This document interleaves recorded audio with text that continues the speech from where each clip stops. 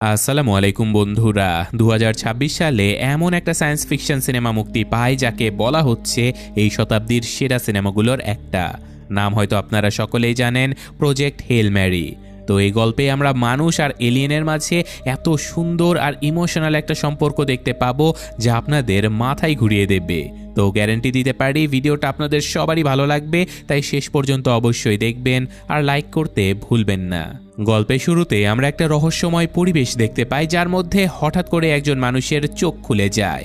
দেখে মনে হচ্ছিল যেন এই লোকটা অনেক বছরের গভীর হাইবারনেশন ঘুম থেকে জেগে উঠেছে। সে খুবই বাজেভাবে ঘাবড়ে যায় আর সে কিছুতেই বুঝতে পারে না যে সে আসলে আছে কোথায়। এরপর সে যখন উপরে ওঠে তখন বাকি সকল ঘুমন্ত মানুষদেরকে দেখে সে একেবারে চমকে যায়, কারণ সে বুঝতে পারে তার সাথে সবাই মারা গেছে। সে কোনো রকমে নিজেকে সামলে নিয়ে উপরের ফ্লোরে গিয়ে চারপাশটা দেখার চেষ্টা করে, কিন্তু সেখানে এক ভয়ঙ্কর নীরবতায় ছেয়েছিল। মনে হচ্ছিল সে ছাড়া আর কেউই যেন জীবিত নেই।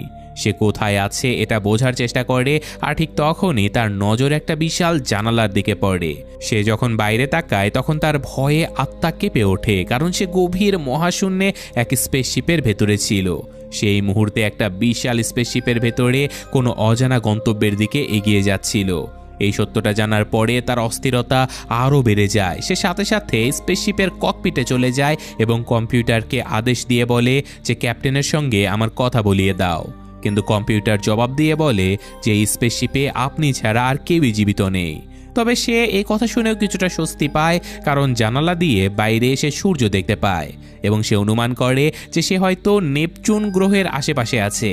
সে সাথে সাথে কম্পিউটারকে নির্দেশ দিয়ে বলে যে স্পেসশিপটা এক্ষুনি পৃথিবীর দিকে ঘুরিয়ে দাও, কিন্তু অদ্ভুতভাবে কম্পিউটার তার এই কমান্ড রিজেক্ট করে দেয়।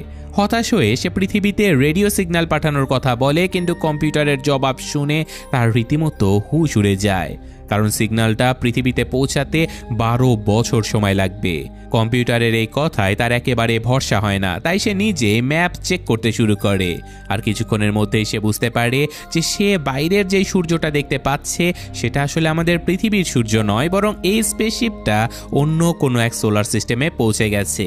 সে সাথে সাথে স্পেসশিপে অবশিষ্ট ফুয়েল দিয়ে পৃথিবীতে ফিরতে কত সময় লাগবে তার একটা ক্যালকুলেশন করে ফেলে।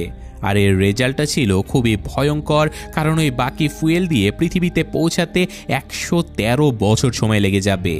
এই সত্যটা জানার পরে সে মানসিকভাবে একেবারে ভেঙে পড়ে। ঠিক তখনই তার নিজের অতীতের কিছু ঝাপসা স্মৃতি মনে পড়তে শুরু করে।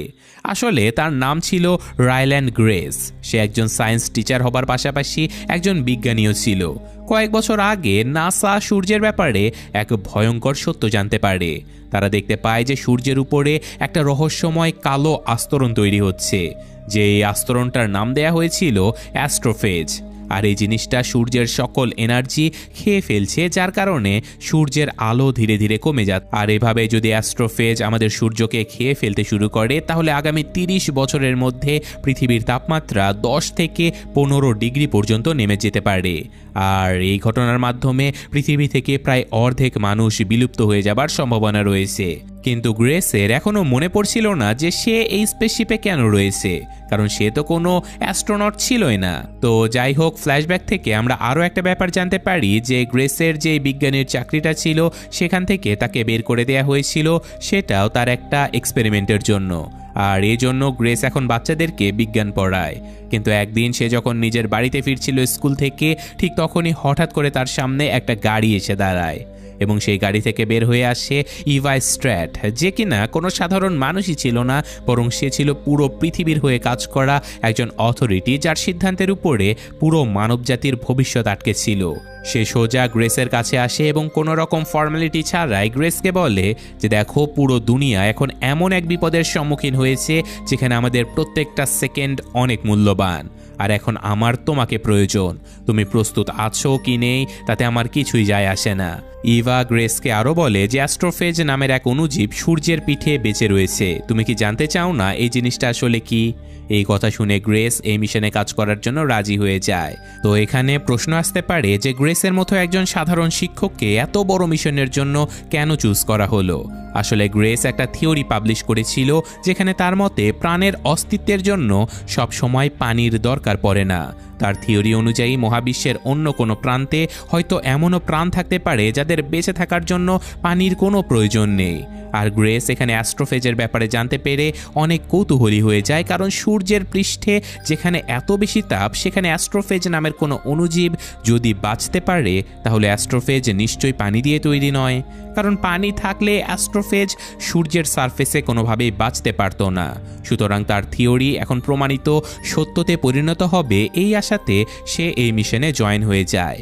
তবে সে যখন ল্যাবে পৌঁছায় আর মাইক্রোস্কোপের নিচে অ্যাস্ট্রোফেজকে দেখে তখন সে খেয়াল করে যে এটা আসলে কোনো ব্যাকটেরিয়ার মতো নড়াচড়া করছে।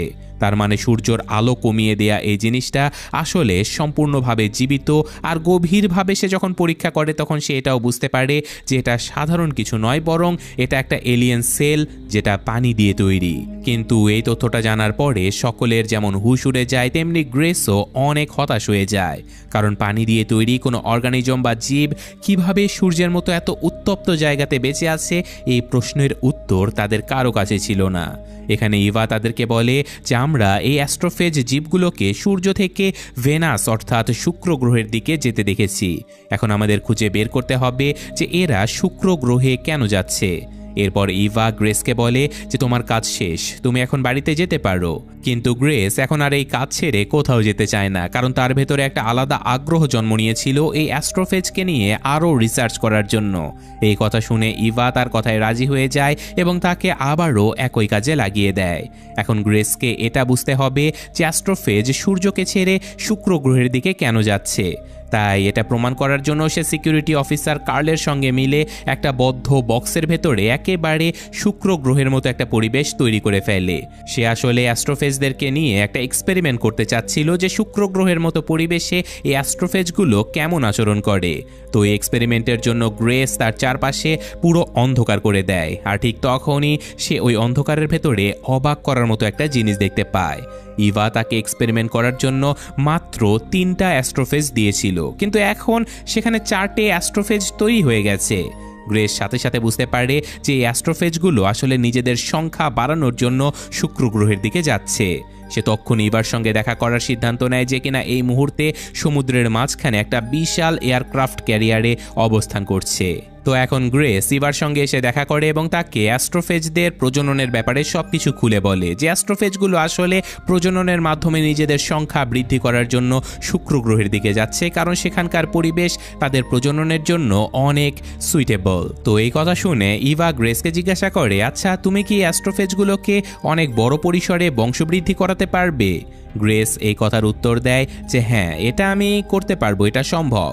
এরপর ইভা তাকে বিজ্ঞানীদের একটা পুরো টিমের কাছে নিয়ে যায়, যেখানে সবাই অবাক হয়ে গিয়েছিল যে গ্রেস কিভাবে এই অ্যাস্ট্রোফেজদের বংশবৃদ্ধির উপায় এত জলদি বুঝে ফেলল। গ্রেস তাদেরকে বলে যে এই অ্যাস্ট্রোফেজগুলো আসলে নিজেদের সংখ্যা বাড়ানোর জন্য কার্বন ডাইঅক্সাইড ব্যবহার করে। আর আমরা তো সবাই জানি যে শুক্র গ্রহে প্রচুর পরিমাণে কার্বন ডাইঅক্সাইড রয়েছে। এই কারণে এই অ্যাস্ট্রোফেজগুলো শুক্র গ্রহের দিকে যাচ্ছিল। সেখানে বসে থাকা একজন বিজ্ঞানী জিজ্ঞাসা করে যে আপনি কি 20 লাখ কিলো অ্যাস্ট্রোফেজ তৈরি করতে পারবেন?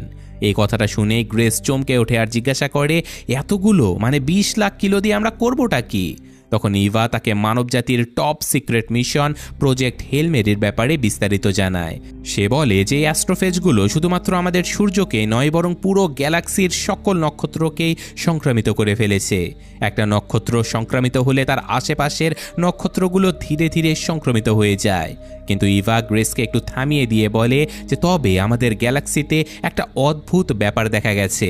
পৃথিবী থেকে প্রায় 12 আলোকবর্ষ দূরে টাউ সেটি নামের একটা নক্ষত্র এত সব সংক্রামিত নক্ষত্রের মাঝে থেকেও নিজে সংক্রমিত হয়নি। গ্রেস তখন অবাক হয়ে জিজ্ঞাসা করে এমনটা কেন? তখন এর উত্তর সবাই দেয় যে সেটা আমরা জানি না। ইভা এরপর বলে যে এর উত্তর খোঁজার জন্যই আমরা একটি স্পেসশিপ তৈরি করেছি। কিন্তু গ্রেস বলে যে 12 আলোকবর্ষ দূরত্ব পাড়ি দিতে তো হাজার হাজার বছর লেগে যাবে। ইভা তাকে বলে যে না, আমরা খুবই অল্প সময়ে সেখানে পৌঁছাতে পারবো, শুধুমাত্র আমাদের এমন একটা ফুয়েল বা জ্বালানি দরকার যেটা স্পেসশিপকে প্রায় আলোর গতির কাছাকাছিতে নিয়ে যেতে পারবে। আর এই ফুয়েল হলো এই অ্যাস্ট্রোফেজ নিজে। আসলে এই অ্যাস্ট্রোফেজগুলো নিজেরাই অনেক বেশি এনার্জি উৎপন্ন করে, আর এই জন্যই তারা গ্রেসকে দিয়ে 20 লাখ কিলো অ্যাস্ট্রোফেজ তৈরি করার কথা বলেছে। তো এখন গ্রেস পুরো বিষয়টাই বুঝে ফেলে যে এই মিশনের মূল লক্ষ্য হলো টাউ সিটির কাছে পৌঁছে এটা খুঁজে বের করা যে টাউ সিটি নক্ষত্রটা এখনো পর্যন্ত সংক্রমিত না হওয়ার কারণটা কি, সে কিভাবে বেঁচে আছে। তো এরপর ইভা আরও জানায় যে টাউ সিটি নক্ষত্রে পৌঁছানোর পরে আমাদের কাছে এতটাও ফুয়েল অবশিষ্ট থাকবে না যে আমরা আবারও পৃথিবীতে ফিরে আসতে পারবো। তাই একটা ছোট্ট প্রোবের মাধ্যমে ওখানে থেকে সমস্ত পাওয়া তথ্যগুলো পৃথিবীর দিকে পাঠিয়ে দেয়া হবে। ইভা এখানে একটু গম্ভীর হয়ে বলে, আর যে অ্যাস্ট্রোনটেরা এই মিশনে যাবে তারা আর কখনোই বাড়িতে ফিরে আসতে পারবে না। মানবজাতিকে বাঁচানোর জন্য এটা একটা ওয়ান ওয়ে মিশন। তো এখন গ্রেসের অতীতের প্রায় সকল কথা মনে পড়ে যায়। প্রজেক্ট হেল মেরি মিশনে মোট 3 জন অ্যাস্ট্রোনটসকে পাঠানো হয়েছিল, যাদের মধ্যে 2 জন হাইবারনেশন তথা ঘুমের ভেতরেই মারা গেছে। এখন গ্রেস কোনো রকমে বেঁচে যায়, আর গ্রেস নিজের ওই 2 জন সঙ্গীকে হারিয়ে প্রচণ্ড ইমোশনাল হয়ে পড়ে। সে পুরো সম্মানের সাথে তাদের 2 জনের শেষকৃত্য সম্পন্ন করে এবং তাদেরকে চিরকালের জন্য অনন্ত মহাশূন্যের নীরবতায় ছেড়ে দেয়। তো কিছুক্ষণ পরে স্পেসশিপে অ্যালার্ম বেজে ওঠে, কারণ স্পেসশিপটা এখন তার গন্তব্য টাউ সিটি এর অরবিট তথা কক্ষপথে পৌঁছানোর একদম কাছাকাছি ছিল। গ্রেস দ্রুত ককপিটের দিকে ছুটে যায়, আর কিছুক্ষণের মধ্যেই স্পেসশিপটা ওই নক্ষত্রের অরবিটে পৌঁছে যায়। সে কোনো দেরি না করে নক্ষত্রটাকে ভালোভাবে অবজার্ভ করতে শুরু করে, আর অবজারভেশনের সময় একটা অবাক করার মতো বিষয় তার সামনে চলে আসে। আসলে যে রাস্তা দিয়ে অ্যাস্ট্রোফেজগুলো এই নক্ষত্রের দিকে আসছিল তার ঠিক মাঝখানে কোনো একটা বাধা ছিল। দেখে মনে হচ্ছিল যেন কোনো একটা জিনিস ওই অ্যাস্ট্রোফেজগুলোকে আটকে দিচ্ছে। স্পেসশিপটা যখন ওই রহস্যময় জিনিসটার কাছে পৌঁছায় তখন গ্রেসের নিঃশ্বাস যেন আটকে যায়, কারণ বাইরে একটা বিশাল বড় এলিয়েন স্পেসশিপ ছিল। ওটা এতটাই বড় ছিল যে গ্রেসের পুরো স্পেসশিপটাকে সেটার সামনে একটা খেলনার মতো মনে হচ্ছিল। এই দৃশ্য দেখে গ্রেস পুরোপুরি ঘাবড়ে যায় এবং তক্ষুনি পাইলটের সিটে বসে আবারও পৃথিবীর দিকে ফিরে যাবার চেষ্টা শুরু করে দেয়। কিন্তু সেই এলিয়েন স্পেসশিপটা এখন গ্রেসকে তাড়া করতে শুরু করে, আর ঠিক তখনই ওই এলিয়েন শিপ থেকে একটা রোবোটিক হাত গ্রেসের দিকে একটা অবজেক্ট তথা বস্তু ছুঁড়ে মারে, কিন্তু সেটা গ্রেসের স্পেসশিপের সঙ্গে ধাক্কা খেয়ে অন্যদিকে চলে যায়। গ্রেস কিছুটা হলেও স্বস্তি পায়, কারণ সে ভেবেছিল ওই স্পেসশিপ থেকে হয়তো বোমা বা এই টাইপের কিছু তার দিকে ছুঁড়ে মারা হয়েছে তাকে ধ্বংস করার জন্য। তো যাই হোক, কিছুক্ষণ পর আরও একটা অবজেক্ট তার দিকে এগিয়ে আসতে শুরু করে। তো এবার গ্রেস সিদ্ধান্ত নেয় যে সে এবার নিজে বাইরে গিয়ে ওই অবজেক্টটাকে ধরে ফেলবে। তাই সে কোনো সময় নষ্ট না করে নিজের স্পেস স্যুট পরে ফেলে আর এয়ারলক খুলে সোজা বাইরে বেরিয়ে যায়। আর যখনই ওই রহস্যময় অবজেক্টটা তার কাছে আসে সে মহাশূন্যে ভাসতে ভাসতে লাফ দেয়, আর অবশেষে সে অবজেক্টটাকে ধরেও ফেলে। কোনো রকমে আবারও সে স্পেসশিপের ভেতরে ফিরে আসে আর অবজেক্টটাকে মনোযোগ দিয়ে দেখার চেষ্টা করে, কিন্তু সে কিছুই বুঝতে পারছিল না। হতাশ হয়ে সে ওই বস্তুটাকে খোলার চেষ্টা শুরু করে দেয়, কিন্তু সমস্যা হলো তার স্পেসশিপের আর্টিফিশিয়াল গ্র্যাভিটি অর্থাৎ কৃত্রিম মহাকর্ষ বল কোনোভাবেই কাজ করছিল না, আর গ্র্যাভিটি ছাড়া এই ল্যাবের কোনো যন্ত্রপাতি ঠিকমতো কাজ করতে পারছিল না। অর্থাৎ সে কিছুতেই বুঝতে পারছিল না যে এই জিনিসটা আসলে কি। তো যাই হোক, কিছুক্ষণ চিন্তা ভাবনা করার পরে হঠাৎ করে তার মাথায় একটা আইডিয়া চলে আসে। সে স্পেসশিপের থ্রাস্টার অন করে পুরো স্পেসশিপটাকে খুবই জোরে গোল গোল করে ঘোরাতে শুরু করে দেয়, এবং কিছুক্ষণের মধ্যেই সেন্ট্রিফিউগাল ফোর্সের কারণে স্পেসশিপে আবারও আর্টিফিশিয়াল গ্র্যাভিটি তৈরি হয়ে যায়।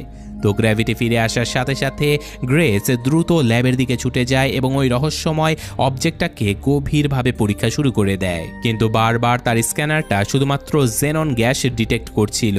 গ্রেস আরও বেশি বিভ্রান্ত হয়ে যায়। সে ভাবতে শুরু করে যে এই জিনিসটা আসলে কি হতে পারে। সে ওটাকে হাতে নিয়ে একটু ঘোরায়, আর ঠিক তখনই হঠাৎ করে অবজেক্টটা একা একাই খুলে যায়। গ্রেস একেবারে চমকে যায়। সে দ্রুত ছুটে গিয়ে ওটাকে একটা গ্লাস চেম্বারের ভেতরে আটকে রাখে, আর যখন ওই বস্তুটা পুরোপুরি খুলে যায় তখন ভেতর থেকে খুবই অদ্ভুত একটা জিনিস বেরিয়ে আসে। দেখে মনে হচ্ছিল যে কোনো নক্ষত্রের একটা 3D ম্যাপ অর্থাৎ নকশা কেউ এই বস্তুর মধ্যে করে তার কাছে পাঠিয়েছে। গ্রেস যখন ওটা মনোযোগ দিয়ে দেখে তখন সে একটা চিকন স্পাইকের উপর একটা মার্ক করা নক্ষত্র দেখতে পায়, আর সেই মুহূর্তে সে সবটাই বুঝে যায় যে এই এলিয়েন আসলে ওই নক্ষত্র থেকে এসেছে।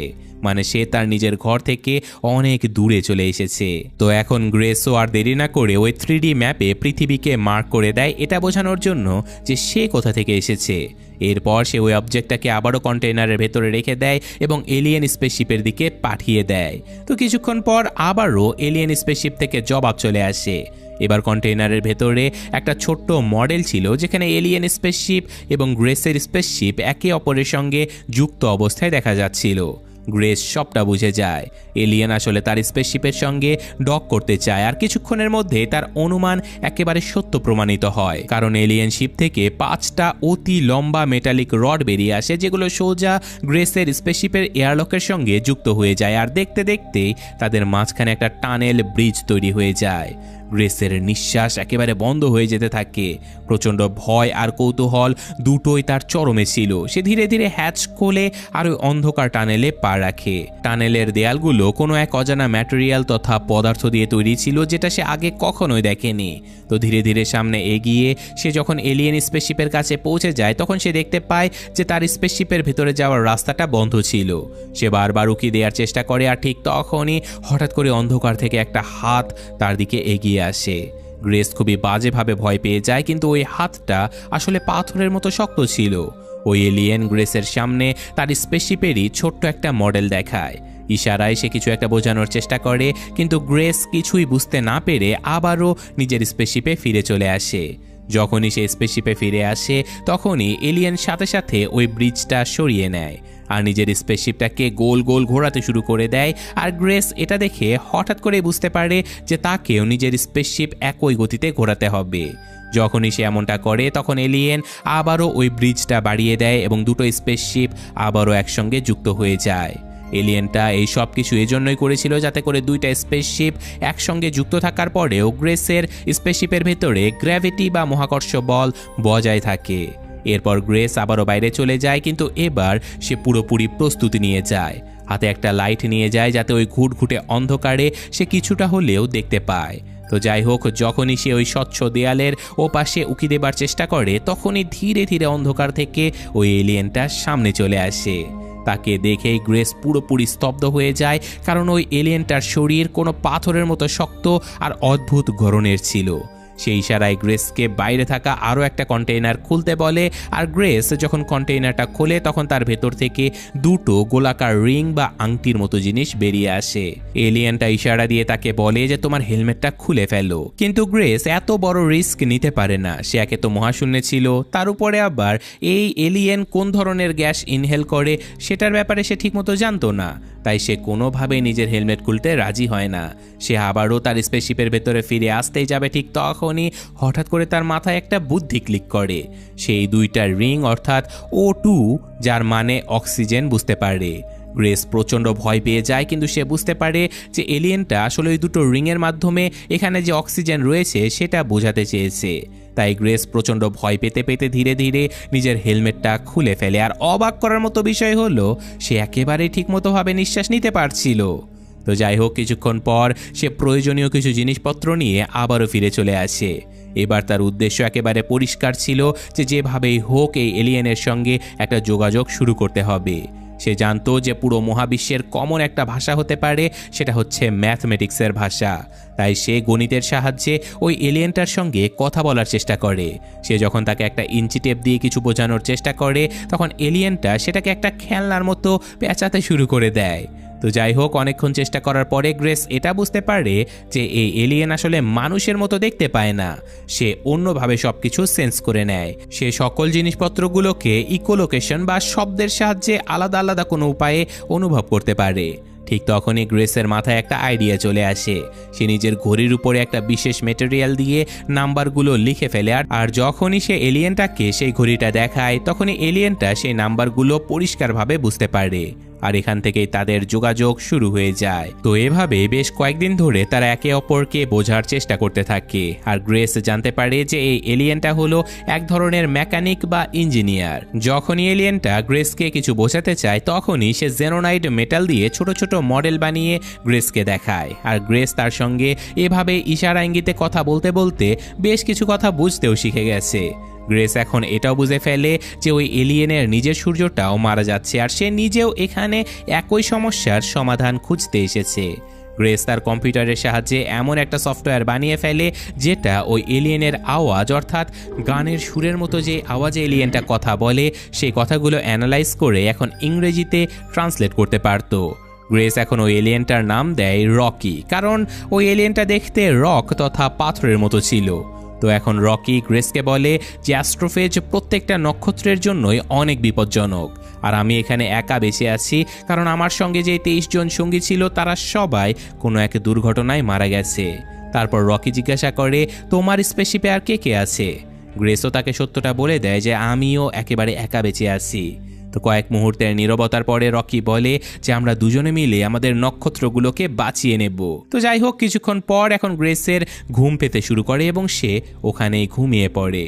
তো গ্রেসের ঘুমের মধ্যে আমরা একটা ফ্ল্যাশব্যাক দেখতে পাই যে এই মিশনে আসার জন্য সবার আগে গ্রেসকে নয় বরং অন্য একজন অ্যাস্ট্রোনটকে চুজ করা হয়েছিল। যে 3 জন অ্যাস্ট্রোনটের এখানে আসার কথা ছিল তারা ঠিক করে ফেলে যে মিশন শেষ হবার পরে তারা ইনজেকশন পুশ করে তাদের জীবন দিয়ে দেবে, যাতে করে ক্ষুধা, তৃষ্ণা আর একাকিত্বে তাদের খুব বাজেভাবে মরতে না হয়। তো যাই হোক, ঘুম থেকে জাগার পরে যখন গ্রেস নিজের শিপের কাজ করছিল তখনই তার হ্যাচে করোনার শব্দ হয়। সে যখন দরজা খোলে দেখতে পায় যে বাইরে রকি দাঁড়িয়ে আছে। সে একটা গোল বলের মতো কন্টেইনারের ভেতরে এখানে এসেছিল যাতে করে সে ভ্যাকুয়াম বা অক্সিজেনের ভেতরেও বেঁচে থাকতে পারে। আসলে রকির জন্য অক্সিজেন ছিল অনেক ক্ষতিকর। সে সাথে সাথে গ্রেসের শিপের ভেতরে চলে আসে এবং চারপাশের সব কিছু ঘুরে ঘুরে দেখতে থাকে। এখন রকি গ্রেসের সঙ্গেই বসবাস শুরু করে দেয়। সে তার সঙ্গে কাজ করে, তাকে গাইড করে এবং আগামীর স্ট্র্যাটেজি বা পরিকল্পনা কী হবে সেসব ব্যাপারে প্ল্যানও করে। দুজনে মিলে একটা ফাইনাল প্ল্যান বানায় যে তারা টাউ সিটি স্টারের ওই গ্রহে যাবে যেখানে অ্যাস্ট্রোফেজ জন্ম নিচ্ছে। সেখান থেকে স্যাম্পল নিয়ে তারা খুঁজে বের করার চেষ্টা করবে যে কেন এই অ্যাস্ট্রোফেজগুলো নক্ষত্রকে খাচ্ছে না। এই সিদ্ধান্তের সাথে সাথে তারা দুজন ওই গ্রহের দিকে রওনা দিয়ে দেয়, যেখানে পৌঁছাতে প্রায় 3 ঘন্টা সময় লেগে যাবে। এই সফরের সময় গ্রেস রকিকে পৃথিবীর সুন্দর সুন্দর সকল দৃশ্যগুলো দেখায়, আর এভাবেই তাদের দুজনের মধ্যে এক গভীর বন্ধুত্ব তৈরি হয়ে যায়। এখন এমন একটা বন্ধন তৈরি হয়ে গিয়েছিল তাদের মধ্যে যা এই ভিন্ন জগতের 2 প্রাণীর মধ্যে অসম্ভব বলে মনে হচ্ছিল। এইসব কিছুর মধ্যেই তাদের শিপ ওই গ্রহের কক্ষপথে পৌঁছে যায়, ঠিক সেই গ্রহ যেখানে অ্যাস্ট্রোফেজ নিজেদের সংখ্যা বাড়াচ্ছিল। এই গ্রহটা দেখতে খুবই অদ্ভুত ছিল। পুরো গ্রহে লাল আর সবুজ রঙের গ্যাসের আস্তরণ ছেয়েছিল। মনে হচ্ছিল যেন কোনো জীবন্ত পৃথিবী এখানে নিঃশ্বাস নিচ্ছে। দুজনেই কোনো দেরি না করে স্যাম্পল জোগাড় করার কাজে লেগে পড়ে। তো এখন গ্রেস শিপের বাইরে বেরিয়ে যায় আর ভেতর থেকে রকি তাকে অনবরত গাইড করতে থাকে। কিছুক্ষণ অপেক্ষা করার পর হঠাৎ করে কোটি কোটি অ্যাস্ট্রোফেজ ওই গ্রহের দিকে এগোতে শুরু করে। তাদের সংখ্যা এতটাই বেশি ছিল যেন মনে হচ্ছিল যে স্পেসশিপটা কোনো এক বিশাল অ্যাস্ট্রোফেজের সমুদ্রের উপরে ভেসে চলেছে। গ্রেস দ্রুত স্যাম্পল জোগাড় করে ফেলে, কিন্তু ভেতরে ঢোকার আগে সে রকিকে বলে যে এই গ্রহটা তুমি আবিষ্কার করেছো, তাই নিয়ম অনুযায়ী এই গ্রহটার নাম তুমিই রাখো। তো রকি এখন সেই গ্রহের নাম রাখে অ্যাড্রিয়ান। আসলে রকি এই নামটা তার গার্লফ্রেন্ডের নামের সঙ্গে মিলিয়ে রেখেছিল। যেই কথা শুনে গ্রেস অনেক অবাক হয়ে যায়। সে বলে যে তোমার আবার গার্লফ্রেন্ডও রয়েছে। তো যাই হোক, শিপের ভেতরে ঢুকে গ্রেস দ্রুত ওই স্যাম্পল টেস্টিং শুরু করে দেয়, কিন্তু তখনই সে খুবই অদ্ভুত একটা বিষয় জানতে পারে। আসলে যতগুলো অ্যাস্ট্রোফেজ এই গ্রহটাতে বংশবৃদ্ধি করতে আসছিল ঠিক ততগুলোই এখান থেকে ফিরে যাচ্ছিল, কিন্তু লজিক অনুযায়ী ফেরার সময় এই সংখ্যাটা দ্বিগুণ হয়ে যাবার কথা ছিল। গ্রেস ব্যাপারটা নিয়ে প্রচণ্ড চিন্তায় পড়ে যায়। তার মনে হতে থাকে যে এই সবুজ গ্রহে এমন কিছু রয়েছে যেটা অ্যাস্ট্রোফেজগুলোকে বংশবৃদ্ধি করতে দিচ্ছে না, অথবা অ্যাস্ট্রোফেজগুলোকে এখানে শেষ করে দিচ্ছে।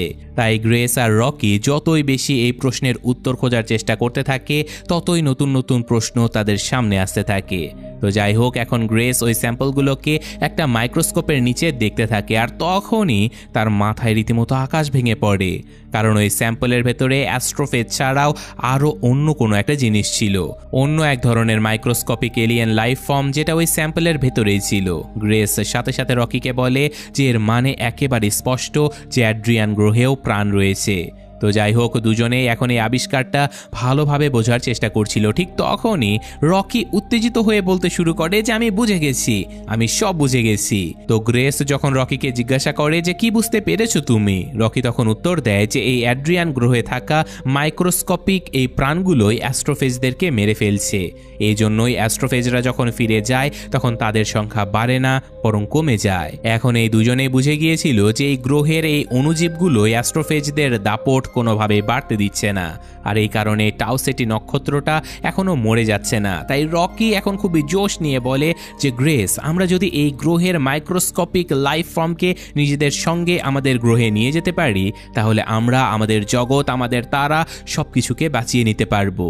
কিন্তু সমস্যা ছিল ওই মাইক্রোবসগুলোকে ধরার জন্য তাদের গ্রহের বায়ুমণ্ডলের ভেতরে ঢুকতে হবে, কিন্তু তাদের স্পেসশিপ সেখানে কোনোভাবেই টিকতে পারবে না। তখনই রকি বলে যে এটার একটা সমাধান আমার কাছে রয়েছে।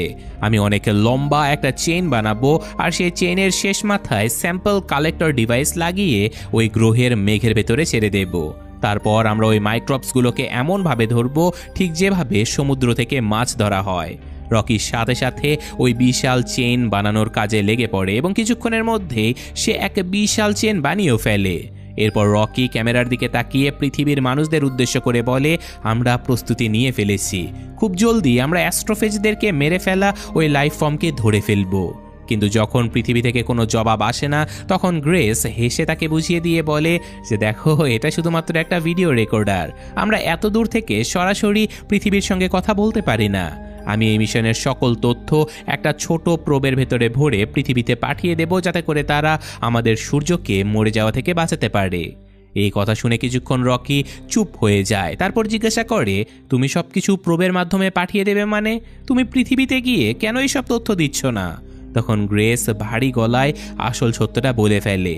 সে বলে যে দেখো, এটা আসলে একটা ওয়ান ওয়ে মিশন ছিল, আমি আর কখনো বাড়ি ফিরে যেতে পারবো না। মিশন শেষ হবার পরে আমি হয়তো কিছুক্ষণ বেঁচে থাকবো, আর তারপর নিজেই নিজের জীবন শেষ করে দেব। এই সত্যটা শুনে রকি একেবারেই খুশি হতে পারে না, সে কোনোভাবেই এমনটা হতে দিতে চায় না।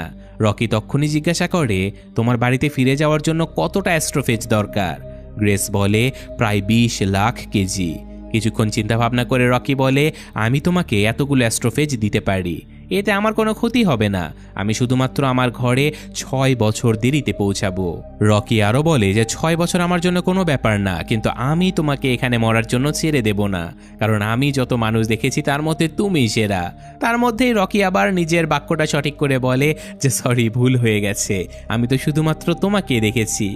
এই কথা শুনে গ্রেসের চোখ একেবারে পানিতে টলমল করে আসে। সে প্রচণ্ড ইমোশনাল হয়ে রকিকে জড়িয়ে ধরে আর তার এই কথায় রাজি হয়ে যায়। সে বুঝতেই পারে না যে এত দূরের কোনো গ্রহের এক অচেনা প্রাণী তাকে এতটা আপন করে নেবে। তো যাই হোক, এখানে আরেকটা ফ্ল্যাশব্যাক থেকে আমরা জানতে পারি যে যখন গ্রেস আর তার টিম অ্যাস্ট্রোফেজের প্রোডাকশন করছিল, ঠিক তখনই সেখানে এক ধ্বংসাত্মক বিশাল বিস্ফোরণ হয়। সেই বিস্ফোরণ এতটাই বড় ছিল যে তার শকওয়েভ কয়েক কিলোমিটার দূর পর্যন্ত অনুভব করা যায়। আসলে অ্যাস্ট্রোফেজগুলো অনেক ছোট ছোট দেখতে হলেও এদের ভেতরে প্রচুর পরিমাণে এনার্জি স্টোর করা থাকতো। তাছাড়াও অ্যাস্ট্রোফেজ ছিল প্রচণ্ড দাহ্য একটা জ্বালানি, আর এই কারণেই ওই ভয়ঙ্কর দুর্ঘটনাটা ঘটে যায়। যাই হোক, এখন রকি আর গ্রেস ওই মাইক্রোবিয়াল লাইফ ফর্মকে ধরার মিশনে বেরিয়ে পড়ে। গ্রেস এখন তার স্পেসশিপ ড্রাইভ করে এই গ্রহের বায়ুমণ্ডলের একেবারে কাছে নিয়ে যায়, আর রকি একেবারেই দেরি না করে সেই চেইনটা নিচে ছেড়ে দেয়। আর যখন সে স্যাম্পল কালেক্টর মেঘের ভেতরে চলে যায়, তখন রকি সেটাকে অ্যাক্টিভেট করে দেয়, আর সেই স্যাম্পল কালেক্টর চারপাশ থেকে সেই অণুজীবগুলোকে নিজের ভেতরে টেনে আনতে থাকে। কিন্তু ওই স্যাম্পল কালেক্টরটাকে আবারও টেনে ভেতরে তোলার জন্য গ্রেসকে বাইরে গিয়ে ম্যানুয়ালি এই কাজটা করতে হবে। তো যাই হোক, এখন গ্রেস প্রস্তুত হয়ে বাইরে পৌঁছে যায়, আর সেখানকার দৃশ্য দেখে গ্রেসের নিঃশ্বাস যেন বন্ধ হয়ে যেতে থাকে, কারণ এই স্পেসশিপ এখন গ্রহের গ্র্যাভিটির প্রভাবে আসতে শুরু করেছে। গ্রেস একেবারে দেরি না করে কালেক্টরটাকে নিজের দিকে টানতে থাকে আর দ্রুত স্পেসশিপের ভেতরে ফিরতে শুরু করে। কিন্তু স্পেসশিপটা তখন গ্রহের এতটাই কাছে পৌঁছে যায় যে এর বিভিন্ন অংশ গ্র্যাভিটির টানে ভাঙতে শুরু করে। সেগুলোরই একটা টুকরো এসে গ্রেসের সঙ্গে ধাক্কা খায়, আর সেই স্যাম্পল কালেক্টরটা তার হাত থেকে ছুটে গিয়ে নিচে আটকে যায়। রকির সাথে সাথে চিৎকার করে বলে যে স্যাম্পল ছেড়ে দাও, জলদি ফিরে আসো। কিন্তু গ্রেস লাফ দিয়ে অনেক কষ্টে ওই কালেক্টরটাকে ধরে আবারও ভেতরে ফিরে আসে। কিন্তু ততক্ষণে অবস্থা আরও খারাপ হয়ে যায়। স্পেসশিপ প্রায় বায়ুমণ্ডলের ভেতরে ঢুকে গিয়েছিল। গ্রেস সাথে সাথে ফুল থ্রাস্টে এই পুরো ইঞ্জিনটা চালু করে দেয় এবং গ্র্যাভিটি চিরে তারা ফাইনালি বাইরে বেরিয়ে আসে। দুজনে সবেমাত্র স্বস্তির নিঃশ্বাস ফেলছিল, ঠিক তখনই ফুয়েল ট্যাঙ্কে একটা ফুটো হয়ে যায়।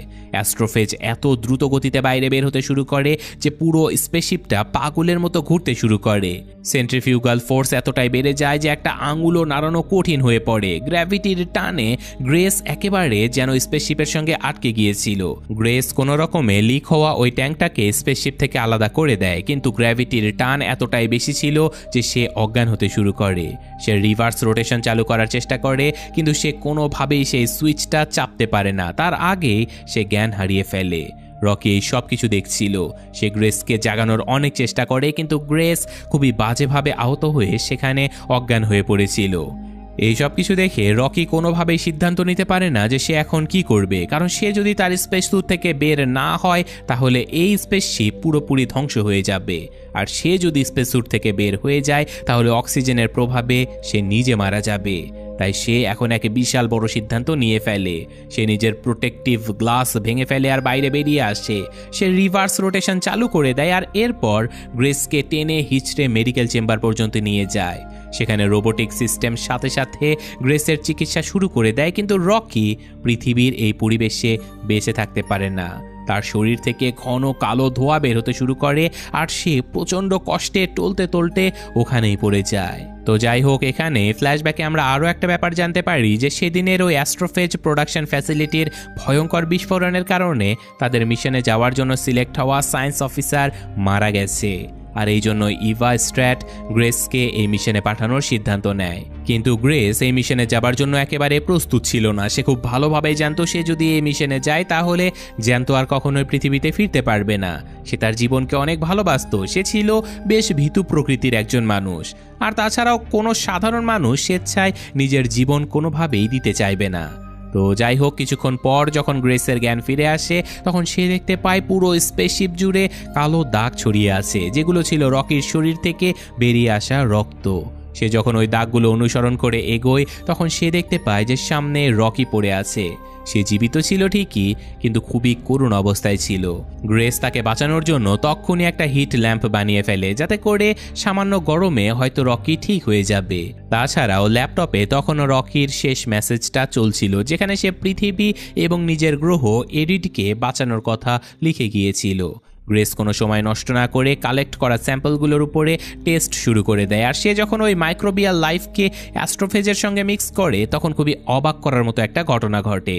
ওই মাইক্রোবিয়াল লাইফটা অ্যাস্ট্রোফেজকে পুরোপুরি শেষ করে দেয়। গ্রেস অবশেষে আমাদের সূর্যকে বাঁচানোর সমাধান পেয়ে যায়। গ্রেস রকিকে বলে যে আমি এই মাইক্রোবিয়াল লাইফটার নাম টাওমিবা রেখেছি। হ্যাঁ, আমি জানি তুমি এই নামটাকে ফালতু বলবে, কিন্তু আপাতত এটাই থাকুক। সে আরও বলে টাওমিবাকে আমি তো পৃথিবীতে পাঠিয়ে দেব, কিন্তু তোমার গ্রহ পর্যন্ত এটা কিভাবে পৌঁছাবে সেটা শুধুমাত্র তুমিই জানো। আমি তো তোমার গ্রহ সম্পর্কে কিছুই জানি না, তাই দয়া করে জেগে ওঠো বন্ধু, আমি তোমাকে ছাড়া বড়ই একা। কিন্তু রকির দিক থেকে কোনো উত্তর আসে না। সে একেবারেই নড়াচড়া করছিল না। গ্রেস একটু ক্লান্ত হয়ে ওখানে ঘুমিয়ে পড়ে। আর পরদিন সকালে যখন তার চোখ খোলে সে দেখতে পায় তার সামনে রকি একদম সুস্থভাবে দাঁড়িয়ে আছে। এটা দেখে গ্রেস প্রচণ্ড খুশি হয়ে যায়। সে প্রচণ্ড ইমোশনাল হয়ে তাকে জড়িয়ে ধরে। রকি তাকে জিজ্ঞাসা করে, আমরা কি অ্যাস্ট্রোফেজকে মারার মতো শিকারি পেয়ে গেছি? গ্রেস মুচকি হেসে বলে, হ্যাঁ। তো এখন তারা দুজনে নিজেদের ঘরে ফিরে যেতে পারবে। এই খুশিতে দুজন একসঙ্গে বসে সেলিব্রেট করে। নিজেদের গন্তব্যে রওনা হবার আগে গ্রেস রকিকে একটা ল্যাপটপ গিফট করে, যার ভেতরে পুরো মানবজাতি এবং পৃথিবীর সমস্ত তথ্য দেয়া ছিল। এই উপহার পেয়ে রকি ভীষণ খুশি হয়ে যায় আর বলে, আমি তো তোমার কথা কখনোই ভুলবো না, কিন্তু আমি তোমার জন্য কিছুই আনিনি। গ্রেস হেসে বলে যে তুমি যেহেতু কিছু আনোনি তাহলে তোমার স্পেসশিপের ভেতরটা কেমন সেটা আমাকে কেন দেখাচ্ছ না, ওটাই আমার জন্য একটা উপহার হবে। গ্রেসের এই কথাটা শুনে রকি অনেক খুশি হয়ে যায়। সে সাথে সাথে গ্রেসকে তার স্পেসশিপের ভেতরে নিয়ে যাবার জন্য প্রস্তুত হতে থাকে। রকি বিশেষ এক ধরনের স্পেস স্যুট গ্রেসের জন্য তৈরি করে ফেলে, আর এখন গ্রেস সেই স্পেস স্যুটটা পরে রকির স্পেসশিপের ভেতরে ঢুকে যায়। আর সেই স্পেসশিপের ভেতরের দৃশ্য দেখে গ্রেসের হুঁশ উড়ে যায়, কারণ এটা একেবারেই পৃথিবীর কোনো স্পেসশিপের মতো ছিলই না। এটা অদ্ভুত এক ধরনের মেটাল দিয়ে তৈরি ছিল, এবড়ো থেবড়ো কিন্তু অদ্ভুত রকমের সুন্দর। গ্রেস কিছুতেই বুঝতে পারছিল না যে এই স্পেসশিপের মাধ্যমে তারা কিভাবে এত দূর পর্যন্ত আসলো বা কিভাবে এই স্পেসশিপটা কাজ করে। তো যাই হোক, তখনই আমরা ফ্ল্যাশব্যাকে দেখতে পাই যে গ্রেস এখন ইভার অফিসে বসা ছিল আর এই মিশনে যাবার ব্যাপারে সে পরিষ্কারভাবে আজকে ইভাকে না করে দেয়। কিন্তু ইভা ইমোশনাল হয়ে তাকে বলে যে দেখো, তোমাকে যেতেই হবে গ্রেস, তুমি যদি না যাও তাহলে আগামী 30 বছরের মধ্যে পৃথিবীর অর্ধেক জনসংখ্যা শেষ হয়ে যাবে। কিন্তু তবুও গ্রেস রাজি হয় না, সে নিজের জীবন নিজের হাতে কোনোভাবে শেষ করে দিতে পারবে না। তখন সেই সব কিছু বলে ওখান থেকে চলে যেতে শুরু করে। এখন ইভার কাছে আর কোনো দ্বিতীয় রাস্তা বেঁচেই ছিল না। তখনই আমরা দেখতে পাই যে ইভা তার গার্ডদেরকে ডেকে গ্রেসকে ধরিয়ে দেবার চেষ্টা করে। গ্রেস নিজের প্রাণ বাঁচানোর জন্য সেখান থেকে পালানোর অনেক চেষ্টা করে, কিন্তু গার্ডদের হাতে সে ফাইনালি ধরা পড়ে যায় আর সেই গার্ডেরা তাকে কোমায় ফেলে সোজা এই মিশনে পাঠিয়ে দেয়। তাকে সরাসরি হাইবারনেশন মোডে দিয়ে দেওয়া হয়েছিল যাতে করে গ্রেস কোনো ধরনের প্রতিবাদ করতে না পারে। তো যাই হোক, এখন আমরা বর্তমান সময়ে ফিরে আসি, যেখানে রকি আর গ্রেস একে অপরের সঙ্গে শেষ সময়টুকু কাটাচ্ছিল, কারণ এখন বিদায় জানানোর সময় চলে এসেছে। গ্রেস আর রকি শেষবারের মতো একে অপরের সঙ্গে কথা বলে আর তারপর চিরকালের জন্য গুড বাই বলে তারা নিজেদের রাস্তায় বেরিয়ে পড়ে। হ্যাঁ বন্ধুরা, ততক্ষণে রকি গ্রেসকে সেই 20 লাখ কিলোগ্রাম অ্যাস্ট্রোফেজ দিয়েও দিয়েছিল। তো যাই হোক, এখন গ্রেসের পৃথিবীতে পৌঁছাতে 4 বছর 2 মাস সময় লেগে যাবে, তাই সে ঘুমাতে চলে যায়। আর কিছুক্ষণ পরে ইমার্জেন্সি অ্যালার্মের শব্দে তার চোখ খুলে যায়। আসলে গ্রেসের স্পেসশিপের ভেতরে কোনো এক ধরনের ভয়ঙ্কর সংক্রমণ ছড়িয়ে পড়েছিল। গ্রেস দ্রুত টাউমিবার স্যাম্পলগুলো বের করে এবং মাইক্রোস্কোপে চেক করতে শুরু করে, যার রেজাল্ট দেখে সে প্রচণ্ড ভয় পেয়ে যায়। আসলে টাউমিবা মাইক্রোবসগুলোকে রকির বানানো জেনোনাইট কন্টেইনারের ভেতরে রাখা হয়েছিল, কিন্তু টাউমিবা জেনোনাইটের কন্টেইনার ভেদ করে অনায়াসে এপারে ওপারে চলে যেতে পারে। আসলে টাউমিবা খুব সহজেই জেনোনাইটকে খেয়ে ফেলতে পারে, তাই গ্রেস তাড়াতাড়ি বাকি স্যাম্পলগুলোকে প্লাস্টিকের ব্যাগে সিল করে দেয় যাতে করে সেই স্যাম্পলগুলো আর বাইরে কোনোভাবেই বের না হতে পারে। কিন্তু সবচেয়ে ভয়ঙ্কর বিষয়টা এখনো বাকি ছিল, কারণ রকির পুরো স্পেসশিপটাই জেনোনাইট দিয়ে তৈরি। তার মানে টাউমিবা তার পুরো স্পেসশিপে ছড়িয়ে পড়েছে। হতে পারে টাউমিবাগুলো খুব সহজেই রকির পুরো স্পেসশিপ খেয়ে ফেলবে, অর্থাৎ তার ফুয়েল অ্যাস্ট্রোফেজকেও সম্পূর্ণভাবে ধ্বংস করে ফেলবে, যার মানে হলো রকি আর কখনোই নিজের বাড়িতে পৌঁছাতে পারবে না। ধীরে ধীরে তার স্পেসশিপের সকল লাইফ সাপোর্টগুলো শেষ হয়ে যাবে, আর সে যদি লাইফ সাপোর্ট শেষ হবার পরেও বেঁচে যায় তাহলে মহাশূন্যের রেডিয়েশন তাকে খুব মারাত্মকভাবে মেরে ফেলবে। গ্রেস সবটুকুই বুঝতে পারে যে রকি কিছুক্ষণের মধ্যেই এক যন্ত্রণাদায়ক মৃত্যুর মুখে পড়বে আর তার গ্রহটাও ধ্বংস হয়ে যাবে। এখন গ্রেসের সামনে মাত্র দুটো রাস্তা খোলা ছিল, হয় সে নিজে পৃথিবীতে ফিরে যাবে আর না হয় রকিকে বাঁচাবে। আর সে তার সিদ্ধান্তটা সাথে সাথে নিয়ে ফেলে। সে তার বন্ধুকে কোনোভাবেই এভাবে মৃত্যুর মুখে ফেলে দিতে পারে না, যে কিনা তার জীবন বাঁচিয়েছিল। তাই গ্রেস তার কাছে থাকা সমস্ত টাউমিবার স্যাম্পল আর নিজের রিসার্চ পেপারগুলো 4টে ছোট ছোট প্রোবের ভেতরে প্যাক করে সেগুলো পৃথিবীর দিকে পাঠিয়ে দেয়। এখন তার গন্তব্য পৃথিবী নয়, বরং রকির স্পেসশিপ ছিল। সে ফুল স্পিডে রকিকে বাঁচানোর জন্য উল্টো দিকে ছুটে যেতে থাকে, আর কিছুক্ষণের মধ্যে সে রকির স্পেসশিপকে ডিটেক্ট করে ফেলে। গ্রেস সাথে সাথে স্পেস স্যুট পরে নেয় আর টানেল পার হয়ে আবারও সেই দেয়াল পর্যন্ত পৌঁছে যায়। সে চিৎকার করে রকিকে ডাকতে থাকে, কিন্তু রকির সারা শব্দ কোথাও পাওয়া যাচ্ছিল না। গ্রেসের আশা একেবারে ভেঙে যায়। তার মনে হয় যে সে হয়তো অনেক দেরি করে ফেলেছে, কিন্তু ঠিক তখনই স্পেসশিপের গভীর অন্ধকার থেকে রকি বাইরে বেরিয়ে আসে। দুইজন একে অপরকে দেখে আনন্দে আত্মহারা হয়ে ওঠে। এরই মাঝে গ্রেসের পাঠানো প্রোবগুলো অবশেষে পৃথিবীতে পৌঁছে যায়। ইভা সমস্ত তথ্য হাতে পেয়ে যায় আর সে এক মুহূর্ত নষ্ট না করে এই সুখবর পুরো দুনিয়ার কাছে পৌঁছে দেয়। মানবজাতির জন্য আশার আলো আবারও জ্বলে ওঠে। বিজ্ঞানীরা সাথে সাথে কাজ শুরু করে দেয় আর গ্রেসের পাঠানো টাউমিবার স্যাম্পলের সাহায্যে বিশাল পরিমাণের টাউমিবা তৈরি করার কাজে তারা লেগে পড়ে। খুবই অল্প সময়ের মধ্যে টাউমিবাকে সূর্যের পৃষ্ঠের দিকে পাঠানো হয় আর সেখানে তারা অ্যাস্ট্রোফেজকে পুরোপুরি শেষ করে ফেলে। ধীরে ধীরে সূর্য আবারও স্বাভাবিক হতে শুরু করে এবং পৃথিবী ধ্বংসের হাত থেকে বেঁচে যায়। অন্যদিকে গ্রেস এখন রকির গ্রহ এরিডে পৌঁছে গেছে। সেখানেও সবকিছু ঠিক হয়ে গেছে। রকির এই গ্রহটা মানুষদের বেঁচে থাকার জন্য জাহান্নামের মতো ছিল, তাই রকি নিজের অ্যাডভান্স টেকনোলজির সাহায্যে একটা বিশাল ডোম তৈরি করে ফেলেছে, যেটার ভেতরে একেবারে পৃথিবীর মতো সুন্দর একটা পরিবেশ তৈরি করা হয়। এমন একটা সুরক্ষিত দুনিয়া যেখানে গ্রেস নিজের পুরো জীবন খুব আরামে কাটিয়ে দিতে পারবে। এভাবেই সময় পার হতে থাকে আর গ্রেস সেখানকার বাচ্চাদেরকে পড়াতে শুরু করে। সে তাদেরকে বিজ্ঞান শেখায়, গল্প শোনায় আর মাঝে মাঝে পৃথিবীর ব্যাপারে তাদের সঙ্গে গল্প করে। যেই মানুষটা পুরো মানবজাতিকে বাঁচিয়েছে সে এখন নতুন দুনিয়াতে তার নিজের পছন্দের পেশা তথা শিক্ষক হয়ে নিজের জীবন কাটাচ্ছে। গ্রেস অবশেষে এই নতুন জীবনটাকে আপন করে নেয় আর এই আশা ভরা মুহূর্তের সাথেই প্রজেক্ট হেল মেরির গল্পটা এখানেই শেষ হয়ে যায়। তো কেমন লাগলো গল্পটা কমেন্টে জানাতে একেবারে ভুলবেন না। আমার বিশ্বাস অনেক ভালো লেগেছে, কারণ এলিয়েন আর মানুষের মধ্যে বন্ধনটা যে এত সুন্দরভাবে দেখানো হয়েছে এটা আসলে বলে বোঝানোর মতো না। যেখানে মানুষ অভিনয় করে মানুষকে ইমোশনাল করতে পারে না, সেখানে একটা পাথরের অভিনয় দিয়ে মানুষকে কাঁদিয়ে ফেলার যে ব্যাপারটা সেটা ছিল অসাধারণ। যাই হোক, আমি এখানে বিদায় নিচ্ছি, ভালো থাকবেন।